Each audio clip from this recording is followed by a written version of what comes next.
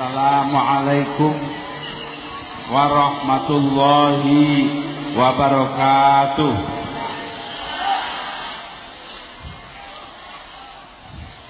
Bismillah walhamdulillah wassalatu wassalamu ala rasulillah Sayyidina Muhammad ibn Abdullah sallallahu alaihi wasallam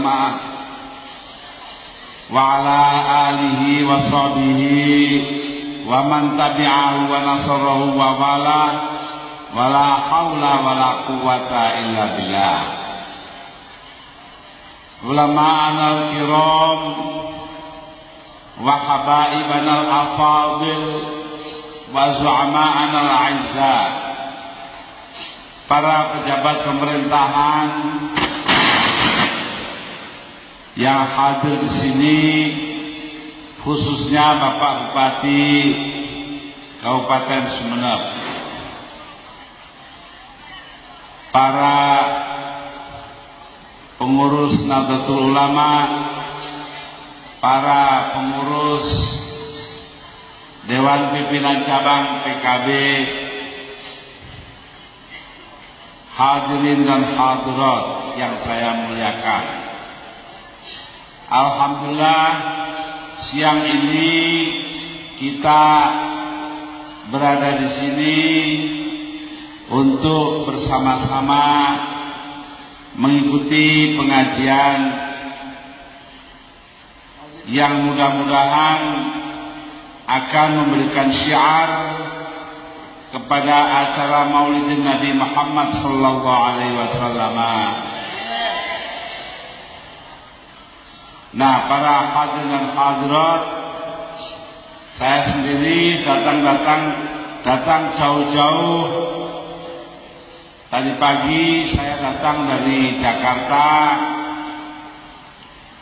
jam 9.30. Saya berangkat dari kantor PBNU, kantor saya, lalu naik pesawat jam 11, mendarat di Surabaya kurang lebih setengah 1, kemudian istirahat sebentar, lalu naik pesawat helikopter kemari. Sumeneb ini bagi saya merupakan sebuah tempat yang harus saya datangi.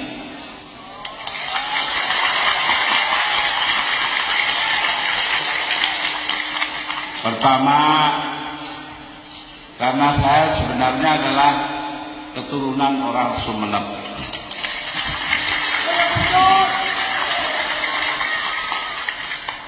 Lima ratusan tahun yang lalu ada seorang perempuan, ibunya Joko Tingkir. Saya sudah nggak tahu lagi namanya siapa. Panggilannya Kanjeng Ratu Putri. Dia dikuburkan di Asta Tengki. Nah, beliaulah nenek moyang saya, dan beliaulah yang memulai tradisi bagi bangsa kita untuk mempunyai kekuatan masyarakat di luar pemerintah.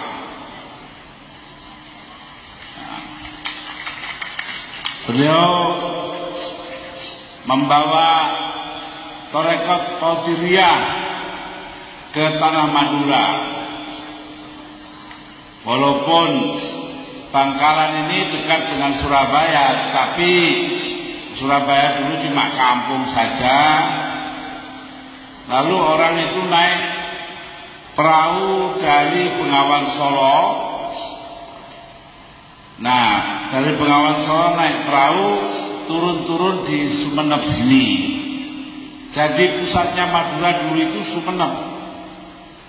Ya, karena itu sampai sekarang terkenal orang Sumeneb ini sebagai cikal bakalnya orang Madura itu berbahasa yang halus, berbudaya yang halus, dan terus terang saja lebih bersifat kota daripada orang-orang Madura yang lain.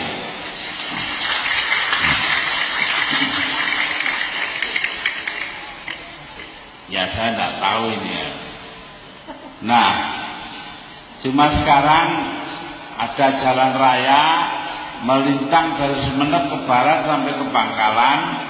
Karena Bangkalan ini lebih dekat ke kota Surabaya, maka dianggap pusatnya Madura itu Bangkalan. Mungkin sekarang, dulu tidak. Banyak sekali raja-raja Jawa adalah keturunan dari Sumeneb. Yang bukan raja juga gitu kayak saya itu. Nenek moyang saya orang Sumeneb. Nah, ketika Sultan Hadiwijaya dari Pajang, dia diberontai oleh anak angkatnya Sutawijaya, dan Sutawijaya ini bertanding dengan Sultan Hadiwijaya menang. Maka Sultan Hadiwijaya yang belakangan bernama Joko Tingkir akhirnya lari ke Madura ke ibunya, dan di sini minta Kanjeng Ratu Putri ibunya untuk memberikan kesaktian. Beliau memberikan kesaktian atau terkenal bahasa Jawanya kanuragan. Tidak tahu orang Jawa, orang Madura itu manggilnya apa? Sama ya, orang Jawa ini kanuragan. Nah, ya sudah, tidak tahu saya. Nah, kemudian dengan membawa 40 macam kanuragan, Sultan Hadiwijaya kembali naik perahu. Kemudian terus ke arah muara Bengawan Solo, terus nah di selatannya Paciran, sekarang masuk apa itu Kabupaten Lamongan, terkenal tempatnya Amrozi. Nah, beliau mengisi air tawar, air bersih malam-malam semalam dan nginep. Lalu datang gurunya kepada Sultan Hadiwijaya. Guru itu mengatakan, kamu dapat 40 macam kanuragan, mau kembali ke Pajang, kamu mau merebut kembali takhta kerajaan, betul begitu? Ya. Nah, itu jangan, kamu akan kalah. Karena itu biar kamu tetap tinggal di sini saja di Pringgoboyo, bikinlah pesantren untuk didik rakyat. Tidak perlu jadi penguasa, jadi kiai mendidik rakyat sudah cukup. Nah, ini diabadikan di dalam tembang Jawa. Tembang Jawa ya nanti saya terjemahkan, saya bunyikan biar kroso tembang ya. Lagu Jawa sigro milir sang gedhek sinangga pacul kawandasa kang jageni. Melajulah wahai rakit, didukung oleh 40 ekor buaya yang menjaga rakit tersebut. Artinya apa? Dia didukung oleh kesaktian dan kanuragan kalau berada di atas rakit. Tapi begitu dia masuk ke air terjun lagi, dia akan dikejar oleh buaya yang 40 ekor itu dan dimakan. Nah itu. Jadi karena itu beliau tinggal di Pringgoboyo, membuat pondok pesantren dan memulai sebuah tradisi yang hanya ada di dunia Islam itu di Indonesia, yaitu tradisi LSM, Lembaga Swadaya Masyarakat. Jadi kalau sekarang ada LSM seperti LBH, Lembaga Konsumen, apa saja itu semua belajarnya dari orang-orang kelahiran Sumenep. Nah, demikianlah Sumenep ini merupakan perwujudan daripada kekuatan Islam yang tidak perlu dirupakan dalam bentuk lembaga atau institusi, tapi cukup dalam bentuk budaya saja. Contohnya tadi saya datang di rumahnya Habib Alwi, Habib Muhammad, kemudian datang ke tempat ini disambut oleh zibaiyah, oleh, kalau orang Jawa bilang ini, orang Jakarta bilang ini, oleh apa itu namanya, tradisi mengelulukan marhabanan, mengelulukan Nabi Muhammad sallallahu alaihi wasallam. Ini namanya budaya. Karena itu saya mengejar dan sampai sekarang belum dapat. Dari Pulau Sepodi yang ikut dalam Kabupaten Sumenep, ini dulu katanya almarhum Kyai As'ad Syamsul Arifin ada yang namanya Pamongrogo Pamongroso, sebuah tembang tulisannya Arab berbahasa Jawa. Ini tembang ini diambilkan dari serat Centini, yaitu serat yang dibuat atau sajak yang dibuat oleh seorang dari Keraton Solo, ya. Nah, Ronggo Warsito.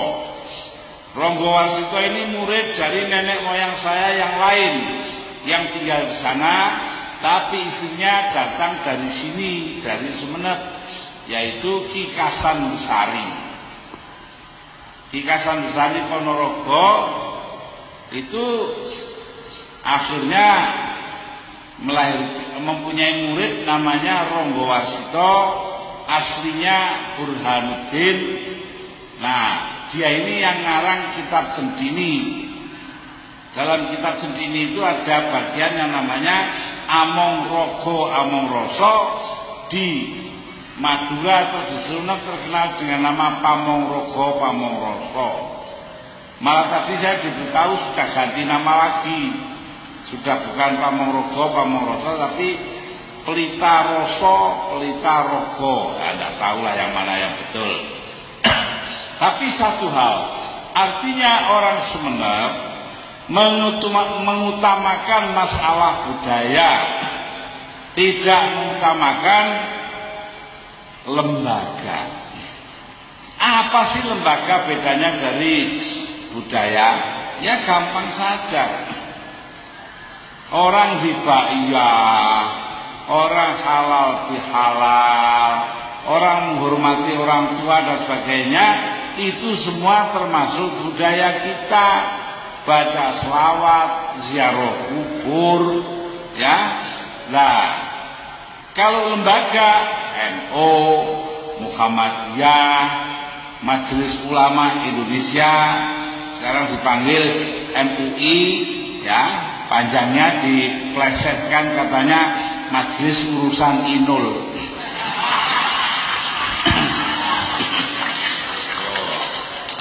Tahu orang Sumenep tahu Inul juga. Nah, ngebor. Kalau ada jalan rusak di Sumenep sini, ya, nanti rakyatnya ngomentari, oh ini jalan rusak dipakai ngebor Inul. Nah, iya, dulu saya hallnya Sunan Bonang, hujan deras, tidak bisa pidato serius. Saya bilang pada hadirin-hadirat sana itu, bapak-bapak, ibu-ibu, saya baru-baru ini hari raya besar.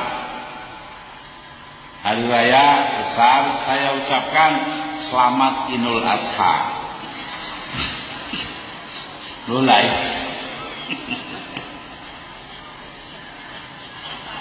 Lulai ya katanya begitu. Bahkan Saya itu makan dengan Pak Tri Sutrisno di Bali, di Ubud. Dia dengan istrinya, Pak Edi Sudrajat dengan istrinya, saya dengan istri saya makan. Saya bilang, Pak Tri, katanya sampean ganti nama. Enggak, saya enggak ganti nama. Lagian kalau saya ganti nama apa? Akan kejebak ya. Saya bilang, Tri Sutrisnul.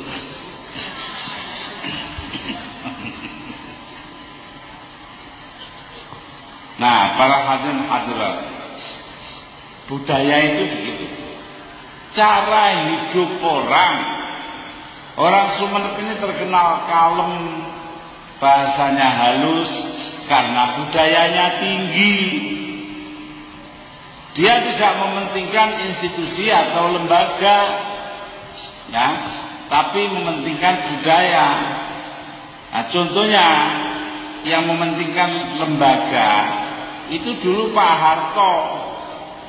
Pak Harto tahun 1989, jadi kira-kira 14 tahun yang lalu, itu menganak emaskan, dianggap hebat, mengistimewakan apa yang dinamakan ICMI, Ikatan Cendekiawan Muslimin Indonesia. Itu kan lembaga ikatan. Nah, sedangkan kita waktu itu di Nahdlatul Ulama diam saja. Pak Habibie datang cari saya, Pak Tur, saya minta Anda jadi Dewan Pakar, Ketua Dewan Pakar ICMI. Saya bilang, Pak, yang lain saja lah Pak, jangan diganggu. Nah, bahwa kita mementingkan adanya budaya. Nah, itu marhabanan, baca Quran, tahlilan, ya halal bihalal, baca doa, semua itu termasuk budaya. Termasuk juga menghormati para ulama dan habaib.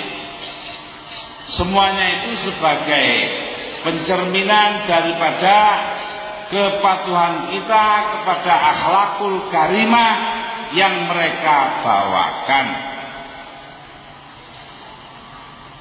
Nah, ini ada azan ya. Suara azan tapi biar aja lah sekali-sekali. Kita langgar, kenapa? Saya tidak bisa lama-lama di sini. Kesininya naik helikopter, jamnya sangat tertentu. Kalau terlambat nanti terpaksa nginep di sini. Saya pulang naik mobil lah, helinya kan kasihan. Jadi karena itu saya juga tidak bisa lama-lama. Ada azan, tidak ada azan, diterak saja. Ya tidak apa-apa, sekali-sekali. Al-insan mahalul khata' wan nisyan. Manusia tempatnya kesalahan dan lupa. Nah, ini. Jadi karena itu ya saya sengaja khotoknya ini biar aja tuh, ini khotok yang tidak seberapa besar. Ya. Nah, para hadirat, ini sesuai. Kalau dulu lembaga kita utamakan, maka kita lebih mementingkan budaya. Biar lembaganya kuatnya seperti apa? ICMI didukung oleh pemerintah habis-habisan, NU warganya dibiarkan seperti itu. Nyatanya sekarang ICMI-nya kelenger, NU-nya tetap seger. Iya toh? Nah, dalam arti mengagungkan budaya inilah seorang penyair Arab mengatakan, waladatka ummuka ya ibna Adam bakiya wan nasu haulaka yadhaku nasurura fajhad lina sika antakuna idza bakau fi yaumi mautika dhahikan masrura. Ibumu, wahai anak Adam, melahirkan engkau, ketika itu menangis Siapa anak Adam? Siapa anak Adam?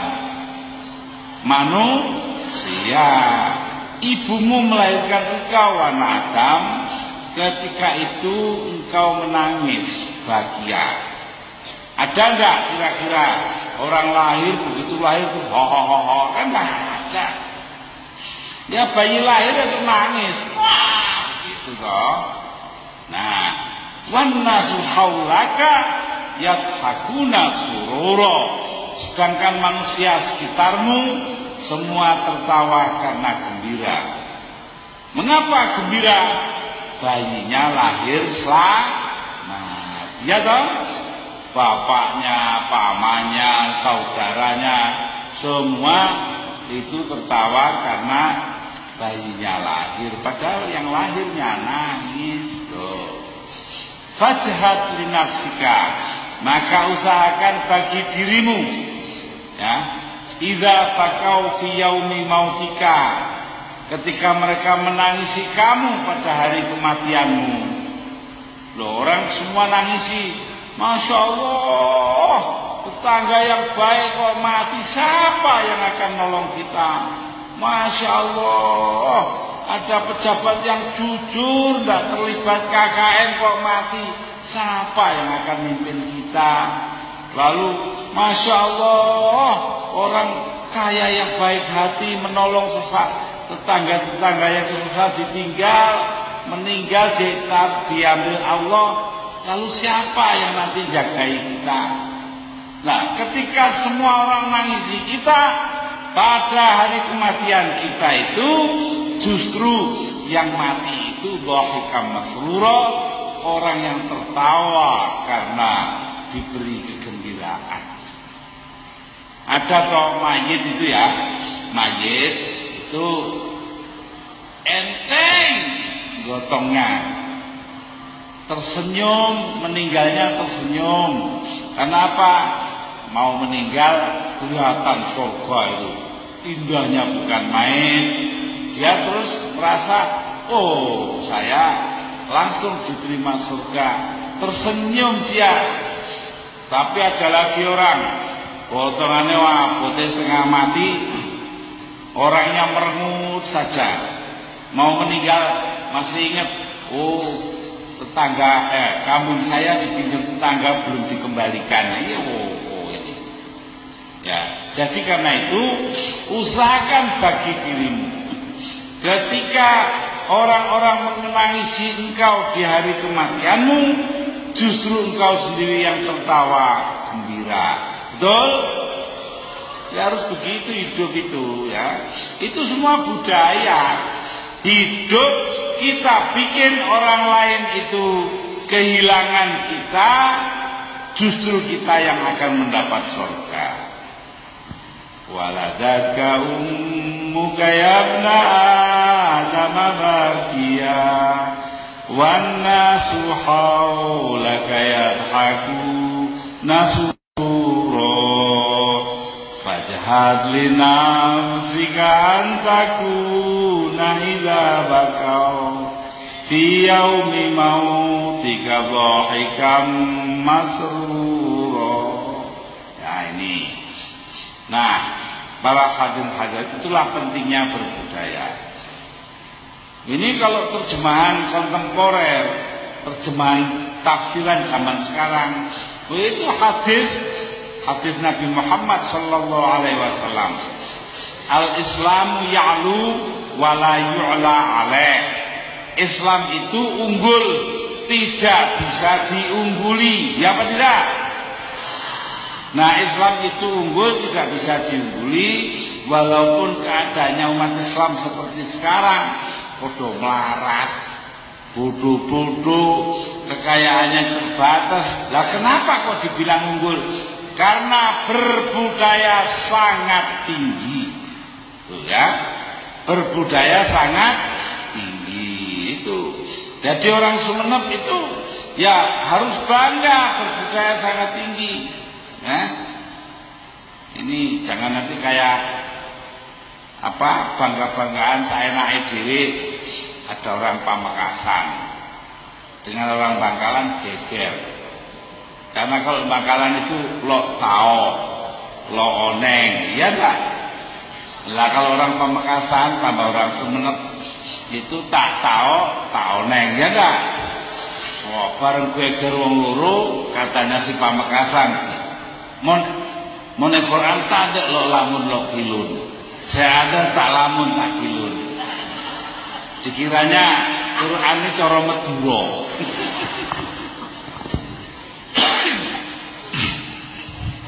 Lah iya, mon Quran tak lamun tak kilun. Ya memang bahasanya lain. Bahkan bahasa Inggris saja kalau orang Madura itu lain. Ada orang Madura belajar di Australia, ya S1 kimia, belajar di Australia, dapat S2, habis S2, S3, jarang menggunakan bahasa Inggris karena ahli kimia biasanya rumusan-rumusan di papan tulis atau di kertas rumusan-rumusan, tidak pakai bahasa. Sampai dia dapat doktor, PhD, S3.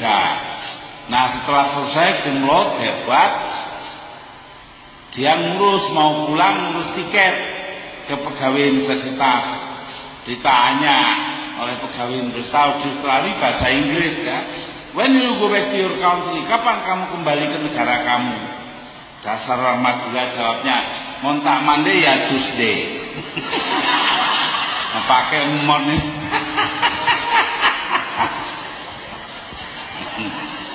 Makanya jangan ditiru, nanti ditiru ya. Nah, para hadirin hadirat, al-Islam ya'lu wa la yu'la. Islam itu unggul dan tidak bisa diungguli orang lain. Mengapa? Karena berbudaya sangat tinggi. Pernah dicoba kita diinjek-injek, ditindas oleh Orde Baru, diapakan saja perlunya supaya kita patah, tapi kita tidak patah, kita tetap sabar, akhirnya kita diberi kemenangan oleh Allah Subhanahu wa Ta'ala. Ini pentingnya budaya. Ini juga yang saya praktekkan, saya laksanakan, saya terapkan. Ketika MPR mengadakan sidang istimewa untuk melengsarkan saya perbuatan melanggar undang-undang dasar, saya masih sabar karena menyangkut pangkat kepresidenan. Di negara ini tidak ada pangkat setinggi apapun yang harus dipertahankan dengan tetesan darah.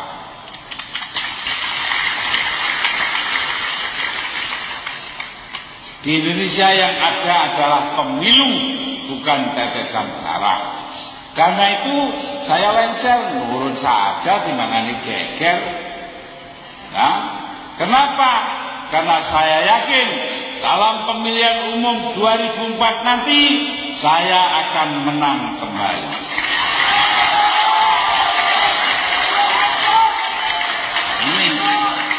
Ini masalahnya. Ya. Jadi ini orang berbudaya.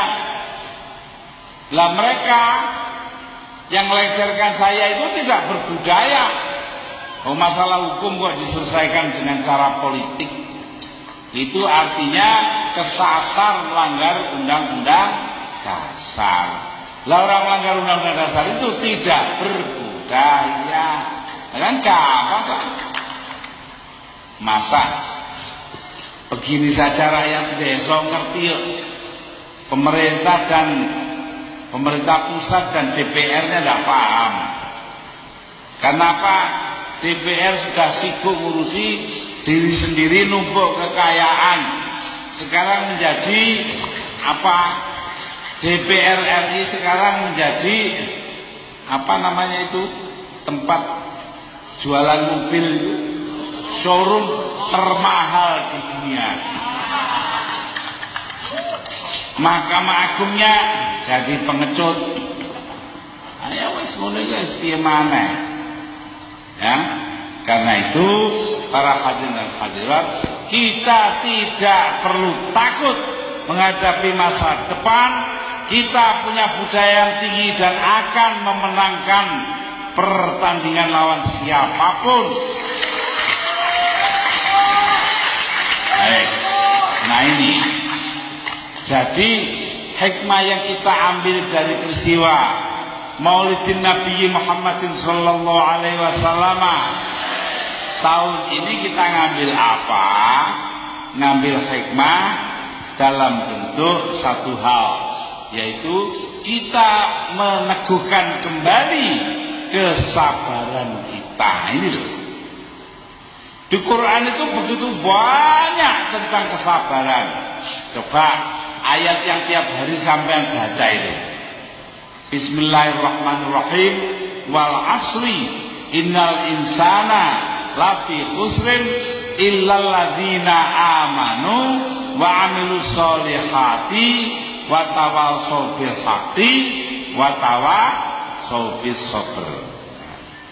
Jadi demi masa, sesungguhnya manusia selalu berada dalam kerugian kecuali mereka yang beriman, mereka yang beramal soleh, mereka yang mempertahankan kebenaran, dan mereka yang menerapkan kesabaran. Loh ini ya, fasbiru ala ma atakum, bersabarlah atas apa yang kau derita. Oh, banyak betul lah soal sabar ini ya. Jadi soalnya Pak Sabar ini. Iya ya. Nah jadi ini karena itu kita tidak perlu takut, tidak perlu keras-keras. Yang penting kembangkan budaya kesabaran sebagai bagian dari hikmah Maulidin Nabi Muhammadin Sallallahu Alaihi Wasallam tahun ini ya. Begitulah yang saya rasa penting sekali untuk Anda ketahui. Al-Quranul Karim mengatakan, apa katanya Al-Quranul Karim? Laqad kana lakum fi Rasulillahi uswatun hasanah liman kana yarjullaha wal yaumal akhir wa dzakarallaha katsira. Benar-benar telah ada dalam diri Rasulullah Sallallahu Alaihi Wasallam keteladanan yang sempurna. Uswatun hasanah itu terjemahan harfiah, itu keteladanan yang baik, tapi maksudnya di situ baik berarti sempurna ya. Jangan kayak uang murid-murid. Ada seorang perempuan marah-marah kepada mantunya. Mantunya ndonga ngejak wong akeh ndonga. Rabbana atina fid dunya hasanatan wa qina fil akhirati hasanatan wa qina adzabannar. Ngejak ndonga kan apik ta itu. Ya Allah, mudah-mudahan kau berikan akhir yang baik di dunia dan di akhirat. Lalu pulang-pulang mertuanya marah, perempuan. Apa kata mertua perempuannya? Kamu sudah saya kasih, Mbak Yunya masih minta hasanah. Nah, iya, makanya saya kawani untuk ngorobana atina fid dunya hasanah, karena takut mertuanya salah paham. Nah, ini memang orang penuh salah paham. Ada cerita seorang kiai ngajari santrinya, ila fi Quraisyin ila fihim rihlatash syita'i was-shaif. Muridnya bilang, ila fi Quraisyin ila fihim rihlatash syita'i was-shaifi. Nah, karena tulisannya ada kasrohnya shaifi, tapi sebetulnya dibaca waqaf. Lalu santri tidak ngerti, yang ngerti kiainya ya. Rihlatash syita'i was-shaif, rihlatash syita'i was-shaifi. Masih gitu terus. Rihlatash syita'i was-shaif kata kiainya. Santrinya rihlatash syita'i was-shaifi. Akhirnya kiainya marah. Ayo baca sekali lagi. Enggak baca. Rihlatash syita'i was-shaif, persis was-shaif. mulutnya dipegang oleh kiainya ya. Oh, ya, wasoif ya, wasoif dilepas fi masih ada simpenannya. Nah, itu. Tapi di Sumenep tidak ada gitu. Mungkin ada yang keliru di Sumenep ya. Boleh kirim surat sama saya ya. Di Sumenep ada yang baca Rilatas Kitai Wasoifi. Para hadirin hadirat. Nah, contoh yang sempurna telah ada dalam diri Rasulullah, utusan kita Nabi Muhammad Sallallahu Alaihi Wasallam. Untuk siapa contoh itu? Liman kana yarjullah, bagi orang yang mengharapkan ridho Allah. Ridho Allah, makanya ada hadis ridho Allah diridholah liten. Ridhonya Allah ada dalam diri ridhonya orang tua, kedua orang tua. Makanya kita tidak boleh mukul orang tua, apalagi mukul, menghardik, membentak aja tidak boleh. Wala tanharhuma, katanya Quran. Jangan kau bentak, jangan disentak wong tua luru itu. Loh, Pak, ya? Nah ini, maka kita ya Rasulullah yang mengharapkan ridho Allah, wal yaumal akhir, dan mengharapkan ridho hari akhirat kelak. Nah itu yaumal akhir, hari akhirat kelak. Nah, apa keuntungan dalam hari akhirat kelak? Kebahagiaannya namanya surga ya. Kita mengharapkan ridho Allah, dan dengan demikian kita akan masuk surga. Tapi katanya ayat itu wa dzakarallaha katsira, dan mengingat sebagian besar kekuasaan Allah Subhanahu wa taala. Nah ini zakaro ya, kekuasaan ini juga bisa dibilang melakukannya dengan zikir. Zikir itu ada dua macam, zikir lafzi dan zikir fi'li. Zikir dengan ucapan Allah Allah Allah Allah Allah Allah begitu, subhanallah subhanallah subhanallah subhanallah ya, alhamdulillah alhamdulillah alhamdulillah. Nah itu namanya zikir lafzi, zikir dengan ucapan. Tapi ada lagi zikir fi'li, zikir dengan perbuatan. Seluruh hidupnya melihat kepada kekuasaan Allah, dan dengan begitu dia mengingat-ingat senantiasa perbuatannya agar sesuai dengan kekuasaan Allah itu. Oh iya Pak, tempat saya sudah gitu. Alah, wong Sumenep senengane nebang wit no. Senang nebang kayu sampai habis sukanya sini. Nah padahal air sungai itu masuk laut, dipanaskan oleh matahari, jadi apa? Jadi uap air, ya apa tidak?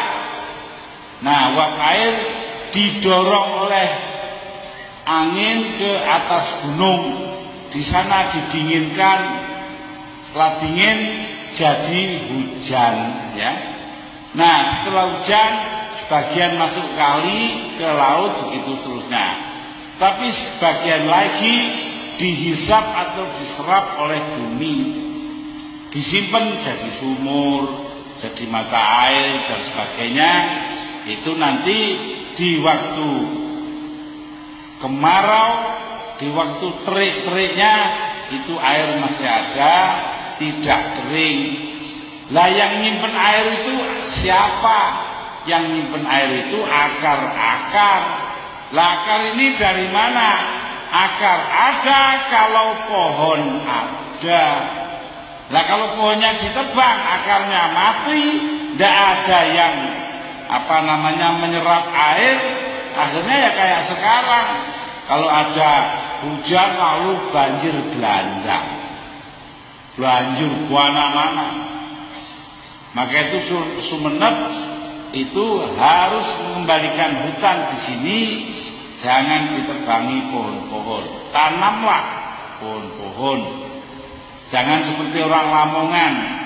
Katanya orang Lamongan apa?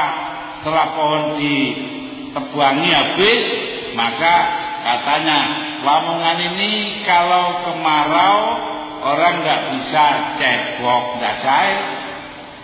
Tapi kalau musim hujan orang nggak bisa jongkok karena banjir.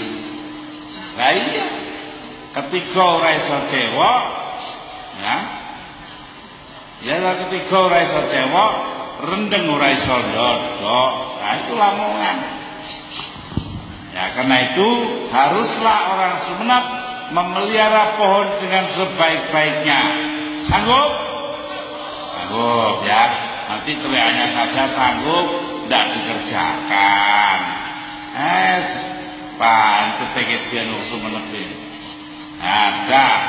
Karena itu saya harapkan warga Sumenep menyadari hal ini, betul-betul zikir, ingat akan kekuasaan Allah dengan cara kita tidak menebang pohon, zikir fi'li, memelihara air agar supaya tetap ada, melalui cara-cara penanaman pohon kembali dan tidak menebang sembarangan. Betul ya? Udah. Hikmah kedua yang patut diambil adalah tugas kita mengikuti Nabi Muhammad sallallahu alaihi wasallam.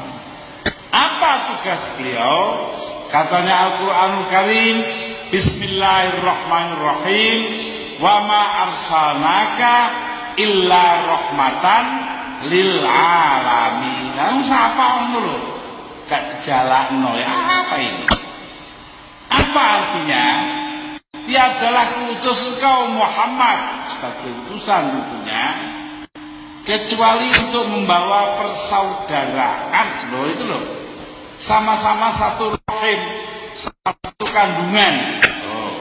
Kandungan turunannya Siti Hawa, ya itu Nabi Adam punya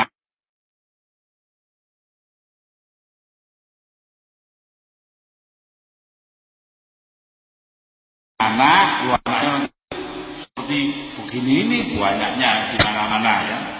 Nah, karena itu kita bersaudara satu sama lain.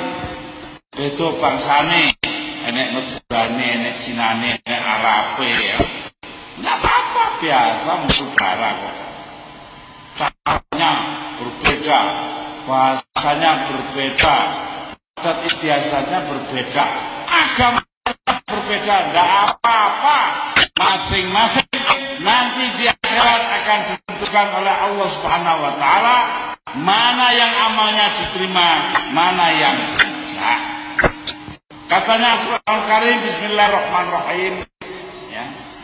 May yabtaghi ghairal islami dinan fala yuqbal minhu wa huwa fil akhirati minal khasirin.